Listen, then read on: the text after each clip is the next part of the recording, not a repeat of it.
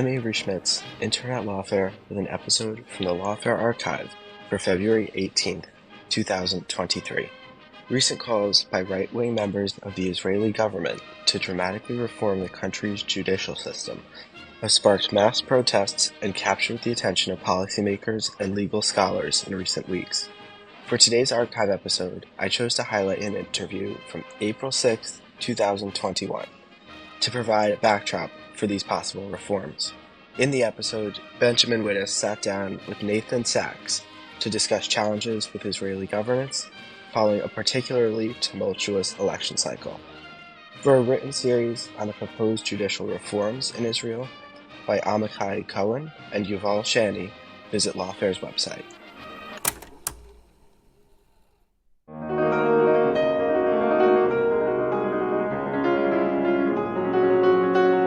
I'm Benjamin Wittes, and this is the Lawfare podcast, April 6, 2021. Natan Sachs is a Brookings Senior Fellow and the head of the Brookings Center for Middle East Policy, part of the Brookings Foreign Policy program. He joined me in the virtual jungle studio to talk about the results of the Israeli election, which were supposed to come into focus over the last couple weeks, and have only clarified that there is a haze over the entire political system. We talked about what the dispute between the camps is about. Hint, Bibi Netanyahu. We talked about the many different factions and what they want and why they can't sit together easily in a government. We talked about the fact that Israel doesn't have a budget for the second year in a row. And we talked about whether anyone can pull a rabbit out of a hat and prevent the fifth election in 2 years. It's the Lawfare podcast, April 6th. Natan Sachs on the Israeli governance crisis. So, Natan, the Israeli elections took place more than a week ago, almost 2 weeks ago. And at the time, I said, let's give it a couple days for things to clarify, and then we'll have Natan on to talk about the results. In the 2 weeks that have passed, I think it's safe to say that things have not clarified all that much. And so I want to start with your sense of what the major sources of uncertainty are here 2 weeks after this election. I mean, it's a pleasure to be with you again. And you're right, not much is clear. What we do know is that no one has a clear majority. So first and foremost, Benjamin Netanyahu does not have a clear path to 61. And that's in part because his hope, the gambit he made of making one of the Arab parties, the Islamic Party, potential kingmakers in his favor, that ran up against the fact that on his very extreme right flank, there are those who won't accept that. And so his tent is simply too broad between the actually racist Itamar Ben-Gvir on the far right and the Islamic Party, whom he hoped would help him pass the 61. On the other hand, the Change Camp, as we know, it's an amalgam of disparate parties that has a very hard time coming together. So the sources of uncertainty come from who might break their promise. If everyone keeps to their promise as they were, it's very hard to see how a coalition is formed. Not completely impossible, perhaps, but very hard to see how a coalition is formed. If someone can bend their promises a little bit, then you might be able to imagine scenarios coming forward. One that seems to be the most likely, and I don't mean likely, I mean the most likely of unlikely things, is that Naftali Bennett from the right-wing Yamina party might actually be able to deal with the center and some of the left and perhaps even become the next prime minister. To do that, he'd have to pass some hoops and he'd have to find a deal that would satisfy many of his voters, many of whom are, of course, very right-wing. But if there's one scenario that sort of may be possible, it's something involving Naftali Bennett. So what he intends to do, and does he really mean to break with the right wing or with Netanyahu and do that? Or is he simply trying to leverage his position vis-a-vis Netanyahu? These are the kinds of questions that we simply don't have a clear answer to yet. All right, so let's back up and talk about the stalemate that has led to this. This is the fourth Israeli election in 2 years. It may be setting up the fifth election in 2 years. The Israelis don't have a government in a traditional sense. How did we get here? We got here because Israel went to the first of these four elections with a prime minister who was going to be indicted on 3 counts of corruption, including it ended up being 1 count of bribery. And that gave either cause or excuse for several parties to break with him, for several individuals to say they would not serve under him. Still, in the first election, the day after the election, smart Alex like me wrote that Netanyahu, again, the political wizard, has pulled it off, despite the fact that he is going to be indicted. I was wrong, not for the first or the last time, because 2 things happened, and both of them rather flukish, if that's a word. The first is that Naftali Bennett, the same Naftali Bennett who might be prime minister under some scenarios, his party, the same Yamina, did not pass the minimum threshold of 3.25% in that election. I think it was 1,300 votes shy. Had he passed, Netanyahu would have had a clear majority. There would have been no second, third, or fourth election, and we would still be in Netanyahu's term. Instead, Bennett did not pass, and as a result, Netanyahu's bloc was at exactly 65, but that included 5 members of Avigdor Lieberman's party, your favorite politician in Israel. Avigdor Lieberman surprised everyone, certainly me, by not joining Netanyahu and refusing to sit with him, leading eventually to the possibility either of someone else forming a government, then it was Benny Gantz was the candidate, or as Netanyahu forced himself, a second election. I remember we were still obviously physically working at Brookings at the time, and I was over at our next door building and I met you, and you asked me during those waiting weeks, how seriously to take this Lieberman thing, and the smart aleck that I am, I said, oh, this is nonsense. It's so they can figure it out. Lieberman has served under Netanyahu many times.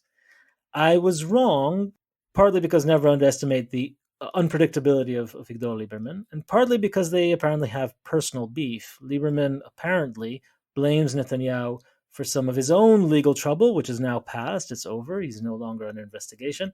But Lieberman thinks perhaps that Netanyahu was behind some of that.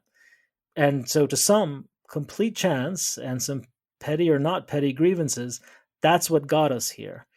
It remained here. We remained stuck because Israel is fundamentally divided, and it has been divided for a long time over many very important issues: the Palestinians, the territories, religion and state. Now it's divided over 2 words, and they are Benjamin Netanyahu or Bibi Netanyahu, on whether he continues to be prime minister. So let me just point out the obvious. If Benjamin Netanyahu, having failed to win 4 times, he didn't lose, but he didn't win 4 times, he would have done what any prime minister in Israel would have done, or what a prime minister in the UK would have done had they lost, or presidential candidate in the United States. He would have said to himself, I've served longer than any prime minister in the history of Israel. I can retire to my beautiful home in Caesarea and Caesarea and enjoy time with my family. Instead, he's refusing to do so. Had he done that, his own Likud party would easily form a new coalition, a stable one, comprised of like-minded right-wing parties, and sail smoothly into the future. And so we are beholden at the end of the day to the fate of one individual who's on trial. So when you say Israel is divided, which is obviously true, Israel has been divided for really since 1977. It's more the norm than the exception in the state of affairs in modern Israel. And yet it is only in the last couple of years that Israel is not able to put together a government. I mean, it's divided along left-right lines. It's divided along religious secular lines. It's divided between the Jewish majority and the Arab minority. But these divisions, and it's today divided between people who want Bibi out and people who don't. But these are not divisions that have, prior to the past 2 years, prevented the formation of a government. What is it about the current state of division that takes us from the land where you can form a coalition. Maybe it's only got 61 or 62 votes out of 120, but it may be a bare majority. It may be a bitter division, reflect a bitter division of the society. It may reflect the strangest of strange bedfellows sometimes, but you can form a government. And now you can't. What's changed? It's a great question. I think a lot of things have changed. Part of it is this individual issue. It's about Netanyahu, and he's not just one person. He's the longest serving prime minister in Israel's history and a very, very able politician and a dominant force in Israeli political life. There are a lot of young Israelis who don't remember much prior to Netanyahu's era. And he's been starting as leader of the opposition in 1992 or 3. He's been a major part of the scene almost without interruption. So it's partly that. It really does boil down a little bit to it. And I'll return just to the point. If he steps aside, a lot of what seems to be intractable divisions simply go away. Not his positions go away. Quite the contrary. His positions would rule.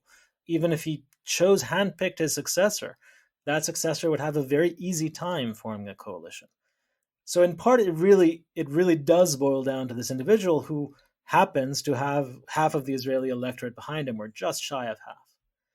But there are also deeper issues, and it's partly a matter of partisanship that resembles a bit things that happen in the United States. There's a very strong sense of us against them.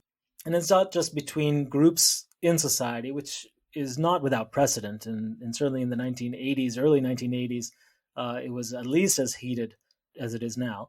But it is also between a lot of the citizenry and some of the institutions. Netanyahu, who is on trial, of course, has lashed out and has encouraged people around him to lash out very forcefully against the prosecution, the judiciary. So some things that we're seeing in the United States as well, and may have to do with similar social phenomena, including social media and the general fragmentation of social life and of media life that is true in the United States, I think is true in Israel as well. I'd also add one or two other issues. One is that in the past, I mentioned the 1980s, the precedent, which is not really precedent, but the closest we had in the 1984 election. Then the two blocs, the left and the right, led by the Likud, Netanyahu's party, but then headed by Yitzhak Shamir, and Labor, then headed by Shimon Peres, came out almost to an exact tie, or their blocs came into exact ties. And partly with the nudging of the president of the country, usually a symbolic figure, they came into a grand coalition agreement with rotation at the prime minister's office. 2 years, first for Shimon Peres, who had the slightly larger faction, and then 2 years for Yitzhak Shamir. And so it is a 4-year government, 4-year cabinet. It's the last one to actually serve its full term. It was very successful in some ways. In particular, it tackled an enormous economic crisis. Israel, 1984, had over 400% inflation. Not a typo, 400%. This government managed to bring it down, and it withdrew Israeli territories from much of Lebanon, where it had been since the invasion in 1982. On the other hand, on other issues, including negotiations with Jordan, or any kind of movement on peace, it was stuck, and it was known as the National Paralysis Government instead of the National Unity Government. That was partly allowed, in the 1980s, a lot of this kind of near parity between left and right was arbitrated by parties that were not committed to left or right, and in particular the ultra-Orthodox parties. At the time, they were not really associated with the right wing. They were not leftists either, but they basically would trade their vote for the things they cared about, which is, of course, legitimate in politics. Today, they are firmly in the Netanyahu camp. They see themselves as part of the right wing, and they do so mostly because their voters see themselves very much as part of the right wing. And so that has changed a lot too. We have much fewer voters who are genuinely floating between the two camps. I want to talk about two oddities of this election outcome that seem to me to have pretty profound implications. The first one, which you've alluded to before, is the fact that there are two right-wing parties that are part of the Change coalition or Change bloc, meaning they say they are not going to do business with Netanyahu or sit under him. But one of them, at least, also says it won't sit in a government run by the principal vote getter in the change bloc, which is Yair Lapid. And so these two parties, one of which is the Naftali Bennett party, Yamina, and the other is the Gideon Sa'ar party, New Hope, which sounds like an episode of Star Wars. These are certainly right-wingers, but if they're going to sit in a government, it's going to be a government of the left, center-left, and center. And that's in addition to a third right-wing party that won't sit with Netanyahu, which is the Avigdor Lieberman group. And so I guess I'm curious whether realistically there's any business, any other than forming a government that's not headed by Netanyahu. What does a government that it ranges from the left-wing parties to Saar, Bennett, and Lieberman, what business do they actually do? Is it just a government that sets up and then can't do anything, or is there some type of governance agenda that you could imagine such a coalition actually having?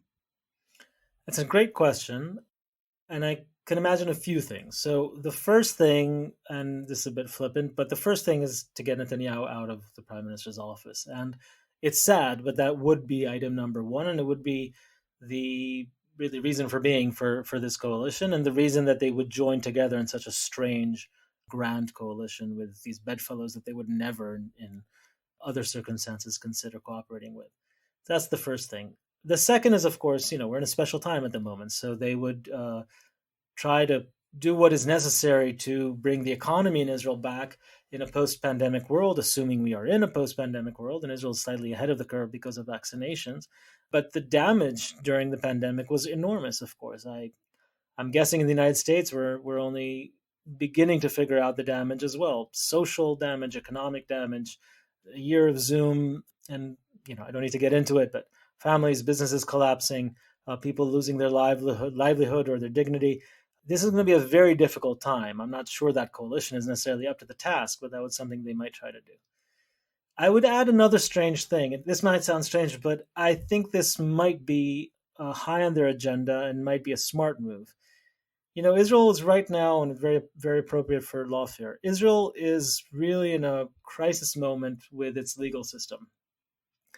It's not just Netanyahu. It is also Netanyahu who's been attacking the judiciary and the prosecution, especially, with the simple claim that this, in fact, today, he made that claim outside of court because the evidentiary portion of his trial began today. He made the claim that these are trumped up charges to depose a government. In other words, a coup by the deep state. And accusations of the deep state, with that phrase, in fact, deep state, these things have been circulating in Israel with great energy. And so there's a real problem. Now, we should remember, after all this, half of Israel voted for Netanyahu repeatedly. There are a lot of Israelis who are sure these are trumped up charges. And so there's a real crisis here. But it's not just him. It comes on the backdrop of very widespread criticism against the judicial system, but in particular the Supreme Court, and especially with a special function of the Supreme Court in Israel, which is the High Court of Justice. It has two roles. It's the High Court of Appeals and also the High Court of Justice. As the High Court of Justice, it has basically assumed for itself the right of judicial review and administrative review, partly based on basic laws, which in the American equivalent would be articles of the Constitution, which Israel doesn't quite have, but also with interpretation, and often quite broad interpretation. So some of the accusations that you can hear in the United States will be very familiar to your listeners, of course, more than for me, of judicial overreach and of legislating from the bench. All that is very, very common in Israel, and without a clearly drafted constitution, perhaps with more merit in Israel. And I point this out because not only are these long-standing critiques, they come from many different quarters of society. And in particular, if you think of how the Knesset is constructed right now, they come from many of the parties who oppose Netanyahu. All the right-wing parties that you mentioned, including in particular Yamina, led by Naftali Bennett, and Gideon Sa'ar's new party, and Gideon Sa'ar himself, these are vociferous critics of the Supreme Court, people who have, in fact, campaigned on the idea of reforming the judiciary. So what might an agenda on that look like? I would not be shocked if they, and in fact members of the Change Coalition like Yair Lapid's party, decided to try and draft a compromise consensus reform of the judiciary that would clarify what is the role of the High Court of Justice, what is it's under its purview, what is its power for judicial review, and under what circumstances might the Knesset override a disqualification, for example, of legislation by the Supreme Court. Right now, there is no mechanism. The Supreme Court has sort of final say by edict, in a sense. This can be very dangerous, of course, in the wrong hands. And they may try and come to some compromise where there is reform, but it is more limited than the right wing would want.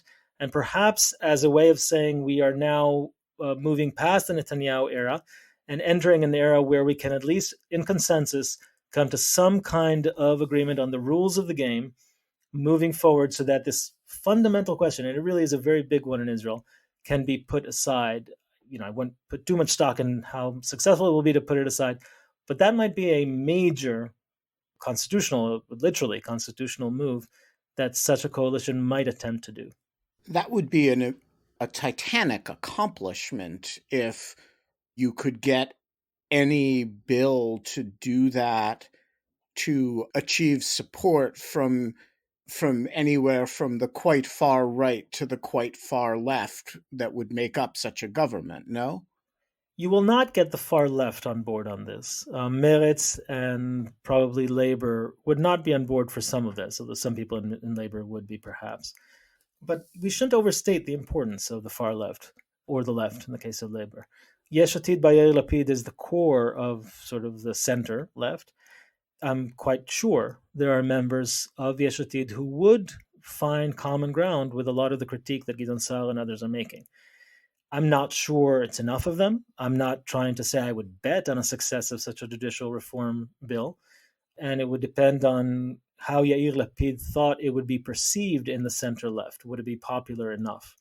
But I will just say that on the simple merits of the issue, I'm not sure it's impossible to find some common ground. It would demand compromise not only from the center left, it would also demand a lot of compromise from the right wing, because they would have to, of course, agree to judicial review and to a rather limited ability by the Knesset to override it, especially if they wanted any of the luminaries of the judicial system itself to be on board, which would be very important for the center left. But if you got some of the luminaries of the judicial branch or retirees to say, yes, this is acceptable actually, and will at least give rules of the game even if I don't love it, that could give cover for Yair Lapid to do it. But for that, the right wing, like Bennett, like Sa'ar, would have to agree.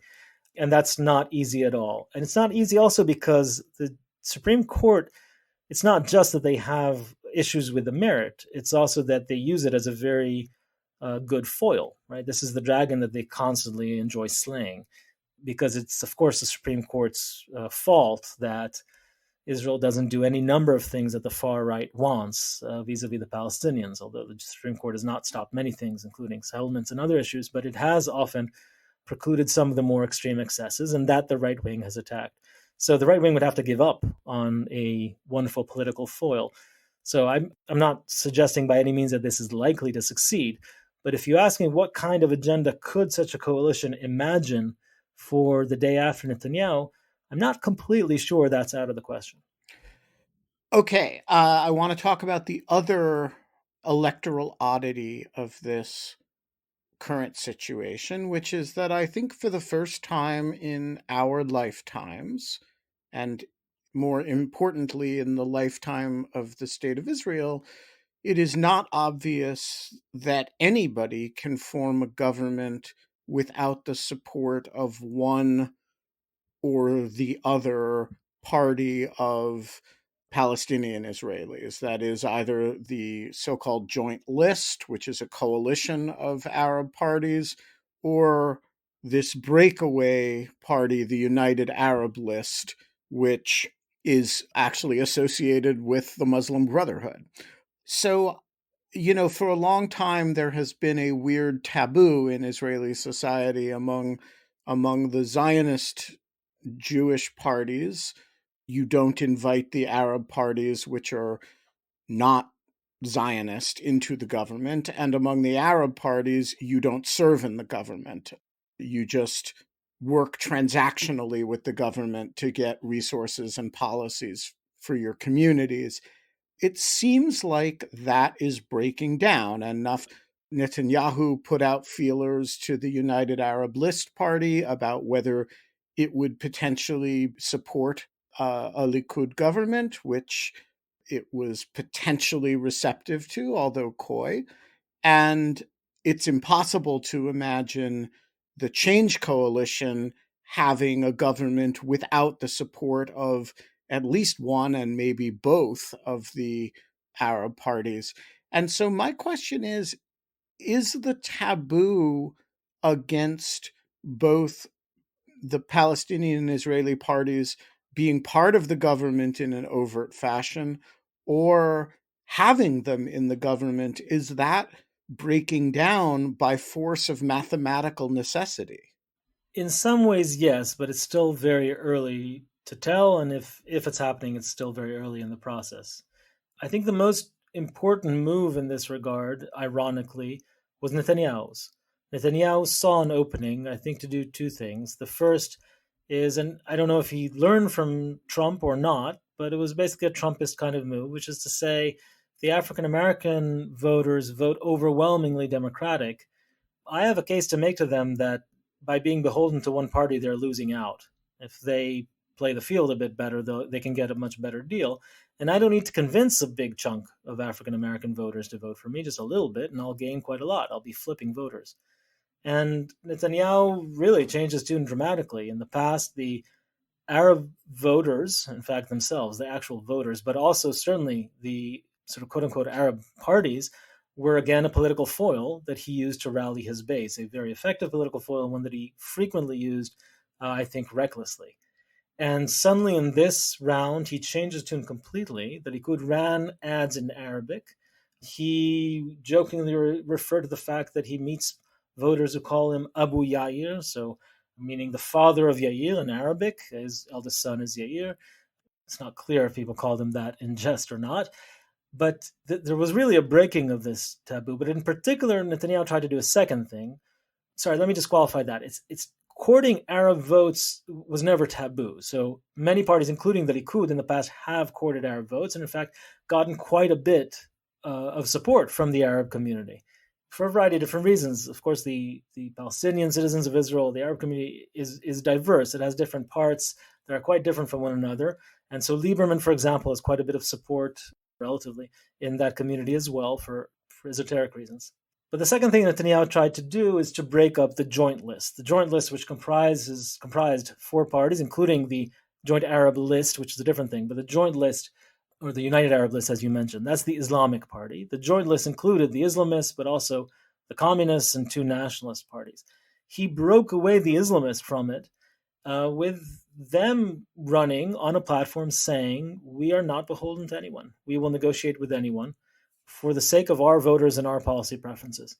And the fact that they managed to get into the Knesset despite very strong opposition from the other Arab party, and really to the rage of the other Arab party, this is important. And the fact that Israel is waiting to hear from Mansour Abbas, who's head of this Islamic party, about who he supports, whether Netanyahu or not, these are important precedents.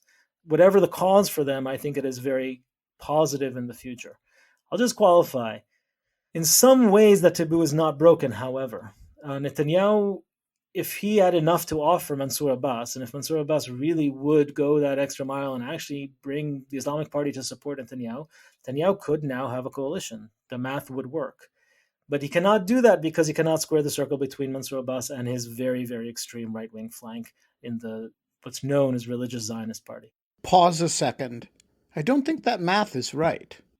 Well, he has 59 without Ram. And if you add the Ram, 59? I think he has 55 who recommended him. 53. But then if you add, or less even, 52. But then if you add Bennett and the others, he would pass it. So he would need I Bennett. see. So with Bennett. Correct. Okay. Yeah, which is an assumption. You're right. It's not obvious that he would have it. But with Bennett, in theory, he would have it. Now, and then it would put Bennett in a difficult position. But let me put it this way. Bennett has been dealing, as you mentioned, with the change bloc. The change bloc, and especially Yair Lapid, have been very suspicious of Naftali Bennett, thinking that what Bennett is actually doing is playing them so that he can up his price with Netanyahu. Because Bennett's voters are very right-wing.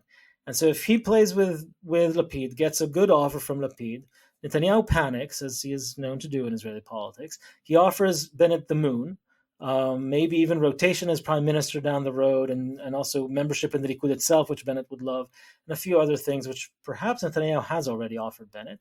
And that's really Bennett's game, that he's not actually going to go with the change bloc. Now, if that's the case, Netanyahu would have to have a coalition with Bennett to offer, and that could depend on Mansour Abbas. But it depends not only on Mansour Abbas, but on the very far extreme flank of Netanyahu, which has already said they will simply not cooperate with anything with the Islamic Party, and they would prefer opposition in a fifth election. So in that sense, it hasn't worked. And one more caveat, and I'll stop on that. The change bloc, quote unquote, even if it dealt with Bennett and perhaps even was led by Bennett, it maybe perhaps could do that without the joint Arab list, or the joint list as it's known, the non-Islamic portions, if the ultra-Orthodox broke rank with Netanyahu.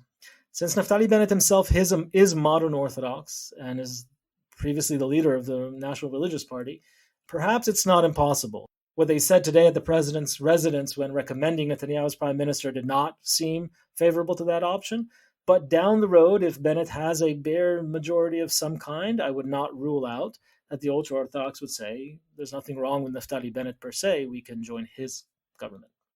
Okay, so all of this leads to the muddle with which we started.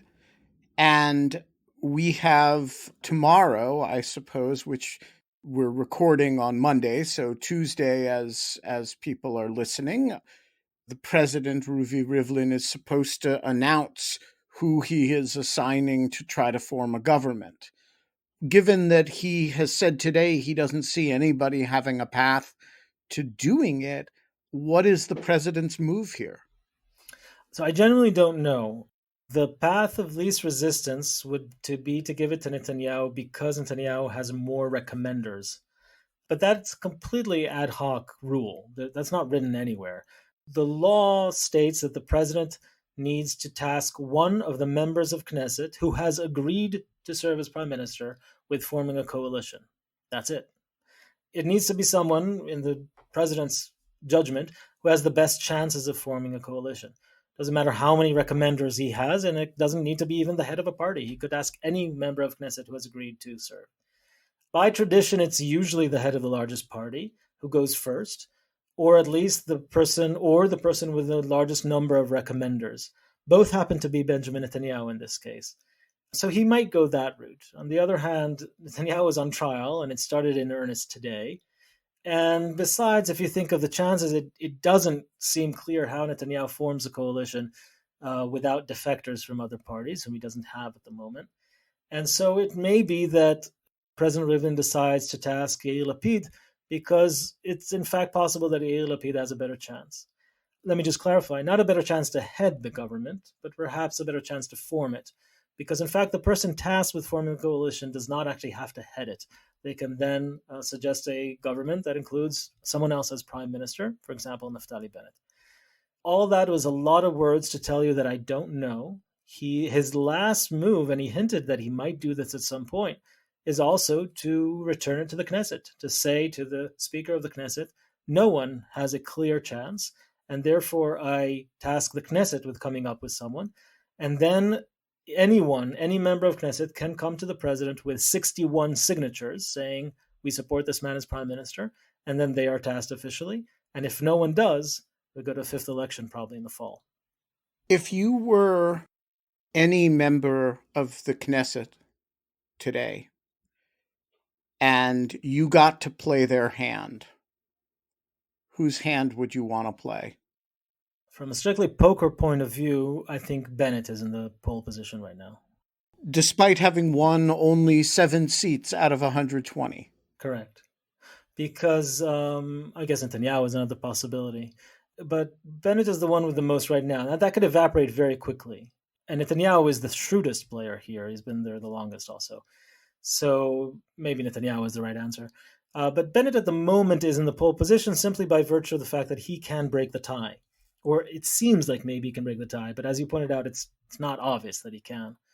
But in that sense, you have, for example, Yair Lapid, who has the second largest faction in the Knesset, has already said, I believe publicly, that he offered a rotation coalition with Bennett where Bennett goes first. He offered Bennett the prime ministership. And Gideon Saar has made clear that he sees Bennett as the one with the best chances to do so, although he did not recommend him to the president in the end.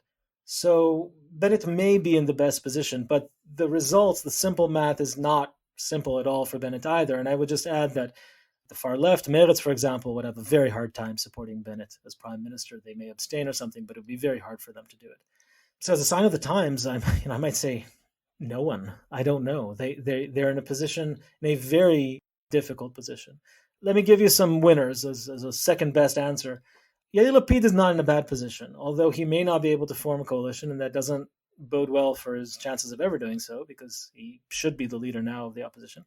He nonetheless has been true to his word in opposing Netanyahu. He did not suffer the fate of Benny Gantz, his erstwhile partner, who joined Netanyahu and suffered badly from that, and has also shown a sort of a political maturity and the willingness to step aside. And even in this offer to Bennett, which sounds sort of odd, that's the kind of thing that many of his voters would say, yes, that's what I expect him to do. We need to first remove Netanyahu. So he's not in a bad position as well. Can I add something? You asked me before, what would a new coalition do? And this relates to Lapid as well. One of the things that they would do, and this will sound very trivial, is pass a budget. I wanted to use an F word there. It doesn't sound trivial. We can't do it in the United States predictably either. For an American audience, the inability of the Israeli government to pass, or the unwillingness of the Israeli government to pass a budget, will sound very familiar. Yes, and the unwillingness is exactly the way to put it. So by Israeli law, here in Washington, if the United States doesn't pass a budget for political reasons, then you see all sorts of furloughed government employees, with yoga mats walking around town aimlessly. In Israel, that doesn't happen. So Israel right now has not had a budget since 2019. So it's already in its second year with no official state budget. That is, of course, unprecedented. By Israeli law, if a budget is not passed by, I believe, 3 or 4 months, so by March or April, the coalition falls automatically. New elections are called. And in fact, that's exactly why Netanyahu chose not to pass a state budget. That was his only way of avoiding the latest agreement he had with Benny Gantz for rotation in the prime minister's office. Had he called election with another excuse, Benny Gantz would have automatically become prime minister. But there was one loophole that Benny Gantz forgot to close, and that was if they do not pass a budget, new elections are called without that rotation. And so Netanyahu simply agreed to have the state operate for its second year now with no budget, just to have elections and to stay as head of a caretaker government. Now, by Israeli law, the government continues to operate with 1/12 of the last budget every month. So right now, April, Israel is operating on 1/12 of the 2019 budget. A few things have happened since 2019, like a global pandemic, an economic crisis, and a few other things. And with this kind of 1/12 of a budget, you can't plan anything new. You can't change the structure of the military, which the chief of staff wants to do. You can't reform anything in the education system. The country is stuck. It's not funny. This is no joke. And so simply having a government that would function, that would appoint people to positions, that would fill vacancies, and that would pass a budget and allow a largely state-governed education system to function, and a health system that has undergone everything it's undergone, just that would be enormous. We're going to leave it there. Natan Sachs, thank you for joining us today. Ben Wittes, thank you very much. My pleasure.